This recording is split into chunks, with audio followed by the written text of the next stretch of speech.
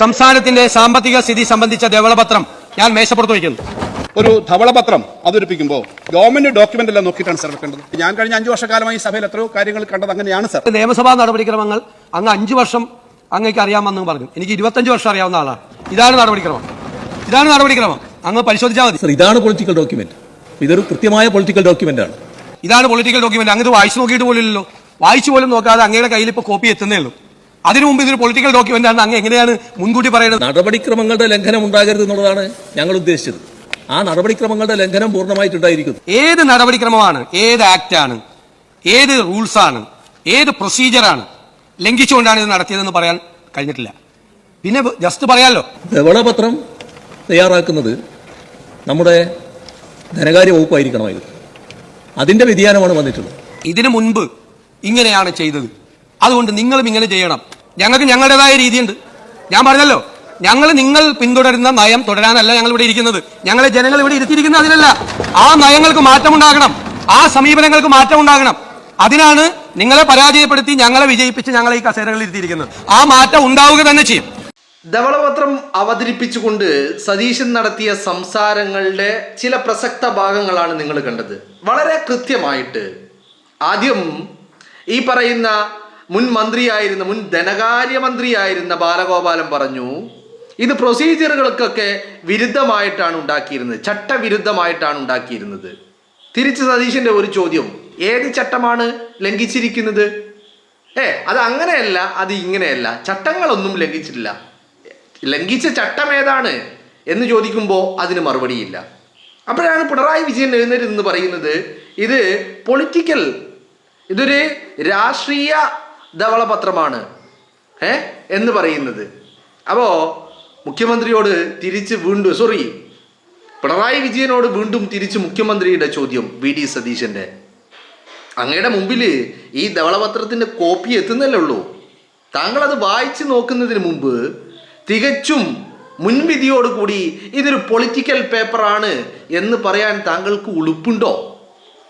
At least അതൊന്ന് വായിച്ചു നോക്കിയിട്ട്, അതിൽ പറയുന്ന കാര്യങ്ങൾ വായിച്ചു നോക്കിയിട്ട്. അപ്പൊ പിണറായി വിജയൻ വീണ്ടും, അല്ല, സാധാരണഗതിയിൽ ഇതൊക്കെ ധനകാര്യ വകുപ്പാണ് ഉണ്ടാക്കുന്നത്, ഇപ്രാവശ്യം അത് അങ്ങനെയല്ല ഉണ്ടാക്കിയിരിക്കുന്നത്, അതുകൊണ്ട് അത് ശരിയാവില്ല. ഇപ്രാവശ്യം ധവളപത്രം ഉണ്ടാക്കിയത് സാമ്പത്തിക വിദഗ്ധരായിട്ടുള്ള 3 പേര് ചേർന്നിട്ടാണ്. ഒരാള് KM ചന്ദ്രശേഖരനാണ്, മറ്റൊരാള് ഡോക്ടർ D നാരായണനാണ്, മറ്റൊരാള് CDS ചെയർമാനായിട്ടുള്ള ഡോക്ടർ വീരമണി. ഈ 3 പേര് ചേർന്നിട്ടാണ് ഇത് ഉണ്ടാക്കിയിരിക്കുന്നത്. അപ്പോൾ അത് പറ്റൂല എന്നാണ് പിണറായി വിജയൻ പറയുന്നത്. ഇതിപ്പോൾ എന്താ കാര്യം എന്നറിയോ? ഈ വകുപ്പുകളിലും സർക്കാരുകളിലുമൊക്കെ പിണറായി വിജയൻ്റെ കുഴലുത്തുകാർ കുറേ ആളുകളുണ്ടല്ലോ. അവരോട് പിണറായി വിജയൻ ആദ്യമേ പറഞ്ഞു വെച്ചിരുന്നു. എന്ന് പറഞ്ഞാൽ ധവളപത്രം ഇറക്കുമെന്നുള്ള കാര്യം സതീശൻ മുമ്പേ പറഞ്ഞിട്ടുള്ള കാര്യമാണ്. അപ്പോൾ അന്ന് തന്നെ പിണറായി വിജയൻ ഈ കാവൽ മുഖ്യമന്ത്രിയായി കുറച്ച് ദിവസം വിലസിയിട്ടുണ്ടായിരുന്നല്ലോ. അപ്പോൾ ഈ CPM-ഉമായിട്ടും പിണറായി വിജയനുമായിട്ടും ഒക്കെ നല്ല ബന്ധമുള്ള ഉദ്യോഗസ്ഥരുണ്ട്. അവരെയൊക്കെ വിളിച്ച് പറഞ്ഞിരുന്നു, നിങ്ങളുടെ അടുത്ത് ധവളപത്രത്തിൻ്റെ കാര്യങ്ങൾ വരും, ധവളപത്രത്തിൻ്റെ കാര്യങ്ങളുമായിട്ട് സതീശൻ വരും. അപ്പോൾ റിപ്പോർട്ട് കൊടുക്കുമ്പോൾ കൃത്യമായ റിപ്പോർട്ടുകൾ കൊടുക്കരുത്, അത് മുൻ സർക്കാരിന് LDF സർക്കാരിന് അനുകൂലമാകുന്ന രീതിയിൽ വളച്ചൊടിച്ച് വേണം റിപ്പോർട്ട് കൊടുക്കാൻ എന്ന് പിണറായി വിജയൻ ആദ്യം തന്നെ നിർദ്ദേശം വെച്ചിട്ടുണ്ടായിരുന്നു. പിന്നെ അവറ്റകളൊക്കെ ഈ പറയുന്ന CPM-ഉമായി അടുത്ത ബന്ധമുള്ളത് കൊണ്ട് അവരൊക്കെ അത് ചെയ്യാൻ തയ്യാറായിട്ടായിരുന്നു നിന്നിരുന്നത്. അവിടെയാണ് സതീശൻ എന്താകുന്നത്, സതീശൻ ഈ കാര്യങ്ങൾ അറിയാം. കാരണം ഇപ്പോൾ സർക്കാർ ഉദ്യോഗസ്ഥരാണല്ലോ, CPM-ഉമായി അടുത്ത ബന്ധമുണ്ട്, അല്ലെങ്കിൽ CPM അനുകൂലികളാണ്, CPM അനുഭാവികളാണെന്ന് പറഞ്ഞ് പിടിച്ച് പുറത്തിടാൻ പറ്റൂലല്ലോ. സർക്കാർ ഉദ്യോഗത്തിൽ നിൽക്കുന്ന ആളുകളാണ്, സർവീസിലുള്ള ആളുകളാണ്. അപ്പോൾ സതീശൻ ഒരു പണി ചെയ്തു, ഇവരെ കൊണ്ട് ഇത് ഉണ്ടാക്കിപ്പിക്കാതെ സതീശൻ നേരിട്ട് 3 പേരെ നിയമിച്ചിട്ട് അവരുടെ മേൽനോട്ടത്തിൽ അവരോട് പറഞ്ഞു ധവളപത്രം തയ്യാറാക്കാൻ. അങ്ങനെയാണ് ധവളപത്രം തയ്യാറാക്കിയത്. അതാണ് പിണറായി വിജയനും ബാലഗോപാലിനൊന്നും പറ്റാത്തത്. ബാലഗോപാലിൻ്റെ ഇന്നത്തെ ഈ നിയമസഭയിലെ ബോഡി ലാംഗ്വേജുകൾ, സംസാരം ഒക്കെ കണ്ടാൽ കൃത്യമായിട്ട് കാര്യങ്ങൾ മനസ്സിലാവും. ബാലഗോപാലിനൊരു വെപ്രാളാണ്, ആകെപ്പാടെ വയറ്റുനോക്കിളകിയ ഒരു മനുഷ്യൻ്റെ അവസ്ഥയാണ്. വയറ്റുനോക്കിയോ ഇളകിയോൻ എന്താ ഉണ്ടാകുക? Loose motion. ഒരു ഈ പറയുന്ന ഡയറിയ എന്ന് പറയുന്ന ലൂസ് മോഷൻ ഉണ്ടായിക്കഴിഞ്ഞാൽ ബാത്റൂമിൻ്റെ വാതിലിൻ്റെ അവിടെ തന്നെ നിൽക്കും. അങ്ങോട്ടും പോകാൻ പറ്റില്ല, ഇങ്ങോട്ടും പോകാൻ പറ്റില്ല. കാരണം ഇത് എപ്പോഴാണ് ചീറ്റി പുറത്തേക്ക് വരാമെന്ന് പറയാൻ പറ്റില്ല. അങ്ങനെ ഒരു വെപ്രാളമായിരിക്കും ആകപ്പാടെ. അതേ അവസ്ഥയാണ് ബാലഗോപാലിൻ്റെ വെപ്രാളവും ബാലഗോപാലിൻ്റെ ബോഡി ലാംഗ്വേജൊക്കെ കാണുമ്പോൾ കാര്യം ഇങ്ങ് വ്യക്തമാണ്. കാരണം ബാലഗോപാലനാണ് ധനകാര്യ വകുപ്പ് കൈകാര്യം ചെയ്തത്. ബാലഗോപാലിൻ്റെ കള്ളക്കളികൾ ഓരോന്നോരോന്നായിട്ട് പുറത്തേക്ക് വരാൻ പോവുകയാണ് എന്നുള്ളത് നമുക്ക് മനസ്സിലാക്കാൻ സാധിക്കും. അതിൽ കൃത്യമായിട്ട് ഇന്ന് മുഖ്യമന്ത്രി വി ഡി സതീശൻ എന്ന് പറയുമ്പോൾ അദ്ദേഹമാണ് ധനകാര്യമന്ത്രി കൂടിയാണ്. അതുകൊണ്ടാണ് അദ്ദേഹം ഇതിൽ കൃത്യമായ മറുപടികൾ പറയുന്നത്. നിങ്ങളൊന്ന് ആലോചിച്ച് നോക്ക്. അദ്ദേഹത്തിൻ്റെ ഇന്ന് നിയമസഭയിൽ ധവളപത്രം മുന്നിൽ മേശയ്ക്ക് പുറത്ത് വെച്ചതിന് ശേഷം സതീശൻ്റെ പ്രതികരണങ്ങളും സതീശൻ്റെ മറുപടികളും സതീശൻ്റെ സംസാരവുമൊക്കെ വളരെ കൃത്യമായിട്ട് ഒരു മനുഷ്യൻ ഒരു വിഷയത്തെക്കുറിച്ച് എത്ര ആഴത്തിൽ പഠിച്ച് മനസ്സിലാക്കി ആണ് സഭയിലെത്തിയിരിക്കുന്നത് എന്നുള്ളത് സതീശൻ്റെ വാക്കുകളിൽ നിന്ന് കൃത്യമായി വ്യക്തമാണ്. ഇന്നത്തെ ധവളപത്രം കൊണ്ട് പ്രതിപക്ഷം എന്ന് പറയുന്ന കേരളത്തിലെ പ്രതിപക്ഷ നിരക്ക് അവരുടെ എല്ലാ കോൺഫിഡൻസും ചോർന്നൊലിച്ചു പോയിരിക്കുകയാണ്. എല്ലാ അർത്ഥത്തിലും ആകെ എളിഭ്യരായി ഒരു സതീശനെ പ്രതിരോധത്തിലാക്കുന്ന പ്രതിസന്ധിയിലാക്കുന്ന ഒരു ചോദ്യം പോലും ചോദിക്കാൻ ഇവറ്റകൾക്ക് സാധിച്ചില്ല. മനസ്സിലായില്ലേ? ഈ നിയമസഭയിൽ സംസാരിക്കുമ്പോൾ വേറെ കാര്യം എന്താ വെച്ചാൽ നിയമസഭയ്ക്ക് നമുക്കറിയാത്ത അല്ലെങ്കിൽ ഇന്ത്യൻ ഭരണഘടനയിലല്ലാത്ത നിയമസഭയുടേതായ ചില റൂൾസ് ആൻഡ് റെഗുലേഷൻസ് ഉണ്ട്. അവിടെ ഒരു കാര്യം പറയുമ്പോൾ ഇന്നതാണ് ചട്ടം, ഇന്നതാണ് റൂള് എന്ന് പറഞ്ഞിട്ട് വേണം, അതിന്മേലാണ് ഞാൻ സംസാരിക്കുന്നത് എന്ന് പറഞ്ഞിട്ട് വേണം സംസാരിക്കാൻ. ഇത് ഈ പറയുന്ന ചട്ടവിരുദ്ധമാണ് എന്ന് പറയുമ്പോൾ റൂൾ ഏതാണെന്ന് അവിടെ പറയണം. നമ്മൾ വാർത്താ സമ്മേളനം നടത്തിയിട്ട് പറയും പോലെ അല്ല നിയമസഭയിലെ സംസാരം. ഇത് നിയമപരമല്ല, ഇത് ചട്ടവിരുദ്ധമാണെന്നൊക്കെ പറയുമ്പോൾ തിരിച്ചു സതീശൻ ചോദിക്കുന്ന ഒരു സീനാ കാണുന്നത്. ഏത് ചട്ടത്തിന് വിരുദ്ധമാണ്, ഏതാണ് ചട്ടം എന്ന് ചോദിക്കുമ്പോൾ അതിന് മറുപടി പറയാൻ കഴിയാതെ ന്യായീകരണങ്ങൾ ഇറക്കേണ്ടി വരുന്ന ഒരു പിണറായി വിജയനെയും ബാലഗോപാലിനെയുമാണ് കാണുന്നത്.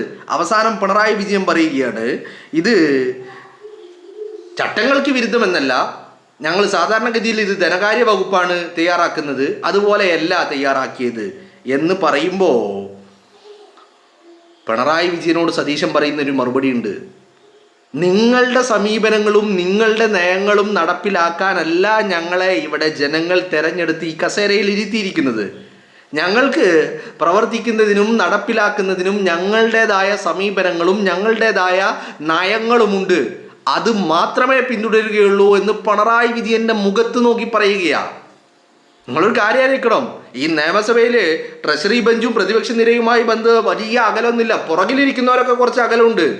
ആ മുൻനിരയിലിരിക്കുന്ന ആളുകൾ തമ്മിൽ ഒരു 1, 2, 3 കസേരയുടെ വ്യത്യാസമേ ഉള്ളൂ. എസ്പെഷ്യലി പിണറായി വിജയനും സതീശനും ഇരിക്കുന്നത് നിങ്ങൾ ശ്രദ്ധിച്ചാൽ മനസ്സിലാകും. ട്രഷറി നിരയിൽ ആ മുൻനിരയിലെ ഫസ്റ്റ് കസേരയിൽ ഇരിക്കുന്നത് വി ഡി സതീശനാ. അതിനിപ്പുറം ഈ നടന്നു വരാനുള്ള ആ ഒരു പാസേജാണ്. അത് കഴിഞ്ഞാൽ ഇപ്പുറത്ത് പ്രതിപക്ഷ നിരയാണ്. അവിടെ ഫസ്റ്റ് കസേരയിൽ ഇരിക്കുന്നത് ഡെപ്യൂട്ടി സ്പീക്കറാണ്, അപ്പുറത്തിരിക്കുന്നത് പിണറായി വിജയനാണ് രണ്ടാമനായിട്ടിരിക്കുന്നത്. മനസ്സിലായില്ലേ? അപ്പോൾ അതിനിടയിൽ ഇരിക്കുന്ന ഒരു വ്യക്തി ഉള്ളത് പിന്നെ കെ രമ അവിടെ ഇരിക്കുന്നതായിട്ട് കണ്ടിട്ടുണ്ട്. എന്താണെങ്കിലും 1, 2 കസേരയുടെ ഡിഫറൻസിലാണ് പിണറായി വിജയനും സതീശനും ഉള്ളത്. ആ വിജയന്റെ മുഖത്ത് നോക്കിയിട്ട് പറയാണ്, നിങ്ങളുടെ നയവും നിങ്ങളുടെ സമീപനവും നിങ്ങളുടെ രീതിയും നടപ്പിലാക്കാനല്ല ഞാൻ ഈ കസേരയിൽ ഇരിക്കുന്നതും എന്നെ ജനങ്ങൾ ഇരുത്തിയതും. ഞാൻ പറഞ്ഞ കേരളത്തിൻ്റെ ജനങ്ങളോട് ഞാൻ പറഞ്ഞ എൻ്റെ സമീപനങ്ങൾ, എൻ്റെ കാഴ്ചപ്പാടുകൾ അത് നടപ്പിലാക്കാൻ വേണ്ടിയാണ് ഇവിടെ വന്നിരിക്കുന്നത് എന്ന് കൃത്യമായിട്ട് പറയുന്ന സതീശന് മുന്നിൽ അയാളെ പ്രതിസന്ധിയിലാക്കുന്ന ഒരു ചോദ്യം പോലും ചോദിക്കാൻ സാധിക്കാതെ വരുന്ന സതീശൻ്റെ പിണറായി വിജയനെയാണ് നമ്മൾ കാണുന്നത്. അപ്പം നിങ്ങളൊന്ന് ആലോചിച്ച് നോക്ക്, ഇത്രമാത്രം ദുർബലമായി കഴിവുകെട്ട ഒരു പ്രതിപക്ഷ നിരയാണ് ഇത്തവണ നിയമസഭക്കകത്തുള്ളത്. ഈ നിയമസഭയിൽ ഇനി നമ്മൾ കാണാൻ പോകുന്നത്, കഴിഞ്ഞ കാലങ്ങളിൽ പ്രതിപക്ഷം പിണറായി വിജയനെ കയറി മേയുന്ന ഒരു കാഴ്ച നമ്മൾ കണ്ടു മുഖ്യമന്ത്രി ആയിരിക്കുമ്പോൾ. ഇനി ഇതേ പ്രതിപക്ഷ നേതാവ്, അന്നത്തെ പ്രതിപക്ഷ നേതാവ് ഇന്നത്തെ മുഖ്യമന്ത്രിയാണ്. അന്നത്തെ മുഖ്യമന്ത്രി ഇന്നത്തെ പ്രതിപക്ഷ നേതാവാണ്. നേരെ തിരിച്ച് എങ്ങനെയാണെങ്കിലും സതീശൻ കൊട്ടും, ശൃംഗാരിമേളം നടത്തും സതീശൻ പിണറായിയുടെ നടുപ്പുറത്ത് എന്നുള്ളത് നമുക്ക് മനസ്സിലാക്കുക. അപ്പം ഇത് പറയുമ്പോഴും ചില വാക്കുകൾ നമ്മൾ ഉപയോഗിക്കാതെ പോകുന്നത് വളരെ മോശമായി പോകും. കൃത്യമായിട്ട് കാര്യങ്ങൾ പഠിച്ച് പറയുന്ന മുഖ്യമന്ത്രി, ആ മുഖ്യമന്ത്രി ഒരു കാഴ്ചപ്പാടുണ്ട്, അയാൾക്കൊരു വിഷനുണ്ട്, ഇതിനേക്കാളൊക്കെ ഉപരി അയാൾക്കൊരു നിലപാടുണ്ട്. പോരാത്തതിന് ചില നയങ്ങളും ചില തീരുമാനങ്ങളും ചില സമീപനങ്ങളും മുഖ്യമന്ത്രിക്കുണ്ട്. കൃത്യമായി പറഞ്ഞാൽ ഇന്ന് വരെ ഉണ്ടായ പിണറായി വിജയൻ ഉണ്ടാക്കി വെച്ച അതേ കീഴ്വഴക്കങ്ങൾക്കനുസരിച്ചല്ല. അതിന് സതീശന് ഞാൻ ഈ പറഞ്ഞ കാര്യമാണ്. എന്തുകൊണ്ട് സതീശൻ ഈ പറയുന്ന ധവളപത്രം ഉണ്ടാക്കാൻ ഈ 3 പേരെ ഏൽപ്പിച്ചു എന്ന് ചോദിച്ചാൽ കൃത്യമായിട്ട് സതീശന് ചില സംശയങ്ങൾ ഉണ്ട്, ചില കാര്യങ്ങൾ സതീശൻ മനസ്സിലാക്കിയിട്ടുണ്ട്. അതിൻ്റെ അടിസ്ഥാനത്തിലാണ് നിലവിലുള്ള ചില സാഹചര്യങ്ങളിൽ മാറ്റം വരുത്തിയിട്ട് മറ്റും 3 പേരെ ഇതിന് ഏൽപ്പിച്ചത് എന്നുള്ളതാണ്. അപ്പോൾ കൃത്യമായിട്ട് ഇന്നിപ്പോൾ കൃത്യമായിട്ട് ഈ കാര്യം വെച്ചുകൊണ്ട് സഭയിൽ പ്രതിപക്ഷത്തിന് ധനകാര്യമന്ത്രിയും മുഖ്യമന്ത്രിയുമായ സതീശൻ്റെ മുന്നിൽ അല്ലെങ്കിൽ വി സതീശനെ ഒന്ന് പ്രതിരോധത്തിലാക്കാൻ പോലും സാധിച്ചില്ല എന്നുള്ളത് വലിയ വസ്തുതയാണ്. നിയമസഭയിൽ ബബ്ബ എന്ന് പറഞ്ഞ കെ.എൻ. ബാലഗോപാലൻ മുൻ ധനകാര്യമന്ത്രി വന്ന് വാർത്താ സമ്മേളനം നടത്തുന്നത് കണ്ടു. അതിൻ്റെ ഒരു കാര്യം എന്താണെന്നറിയോ? ഈ നിയമസഭയിൽ പറയുമ്പോൾ വസ്തുതകൾ മാത്രമേ പറയാൻ പറ്റുള്ളൂ. വാർത്താ സമ്മേളനത്തിൽ ബാലഗോപാലിന് എന്ത് വളച്ചുകെട്ടലുകളും വേണമെങ്കിൽ ഉണ്ടാക്കാൻ പറ്റും. അതിനെ തിരിച്ചും മറിച്ചും ഒക്കെ. നിയമസഭക്കകത്ത് ചട്ടവിരുദ്ധമാണെന്ന് പറയുമ്പോൾ സതീശൻ തിരിച്ചു ചോദിക്കുകയാണ്, ഏതാണ് ചട്ടം? ആ ചട്ടം ഒന്ന് പറ. അപ്പോൾ ഗോപാലൻ പറയുന്നത് എന്താ? ബാലഗോപാലൻ എന്താ പറയുന്നത്? 5 വർഷമായിട്ട് എനിക്ക് പരിചയമുണ്ട്. സതീശൻ തിരിച്ചടിച്ചു, നിങ്ങൾക്ക് 5 വർഷത്തെ പരിചയമേ ഉള്ളൂ, എനിക്ക് 25 വർഷത്തെ പരിചയമുണ്ട് നിയമസഭയിൽ. മറുപടികൾ പറയാൻ കഴിയുന്നില്ല.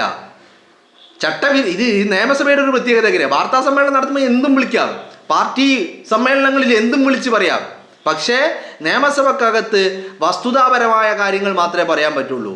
അതല്ലെങ്കിൽ അവിടെ ആ കാര്യങ്ങൾ പറഞ്ഞത് പച്ചക്കള്ളമാണെന്ന് സ്പീക്കർ വിളിച്ചു പറയും, അല്ലെങ്കിൽ മറ്റുള്ളവർ വിളിച്ചു പറയും. അതാണ് പ്രശ്നം. അവിടെയാണ് പ്രതിപക്ഷം ഈ നിയമസഭയിൽ കുരുങ്ങിപ്പോകുന്നത്. കാരണം സതീശൻ വെറുതെ രാവിലെ വന്നിട്ട് എന്തെങ്കിലും വായിക്കുകയല്ല. അയാള് ഇവിടെ എന്തൊരു പ്രത്യേകത എന്നറിയോ? സതീശൻ മുഖ്യമന്ത്രി ആവുന്നതിന് മുമ്പ് ആ കസേരയിൽ ഇരുന്ന് എന്ത് പറയണം എന്ത് ചെയ്യണമെന്ന് അയാൾ കൃത്യമായിട്ട് പഠിച്ച് പ്ലാനുകൾ ഉണ്ടാക്കി, സൊല്യൂഷനുകൾ ഉണ്ടാക്കി, പ്ലാൻ ബി ഉണ്ടാക്കിയിട്ടാണ് ഈ തെരഞ്ഞെടുപ്പിനെ പോലും നേരിട്ടിരിക്കുന്നത്. ആ സതീശന്റെ മുന്നിൽ തോറ്റമ്പിയിടുന്ന പിണറായി വിജയനെയും കെ.എൻ. ബാലഗോപാലിനെയും പ്രതിപക്ഷത്തെയുമാണ് നമുക്ക് കാണാൻ കഴിയുന്നത് എന്നുള്ളതാണ് വ്യക്തമായിട്ട് മനസ്സിലാക്കാൻ സാധിക്കുന്നത്.